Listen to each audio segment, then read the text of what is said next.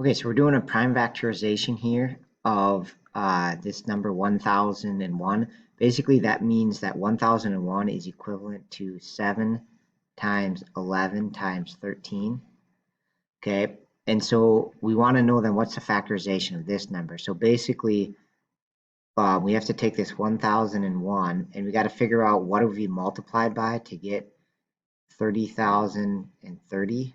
So it certainly looks like we multiplied by a 3, which would give us 30003 like that. And then it looks like we probably multiplied by a 10 because that would have moved it over one, added a 0 on the end, and obviously changed the place of that comma there.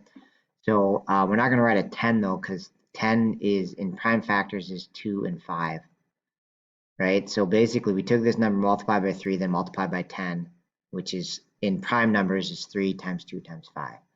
Okay, so basically our prime factorization is the same one we had before, right? This is the 1001, right? And then we have to add to it a 2 times 2, a times 3, and a times 5.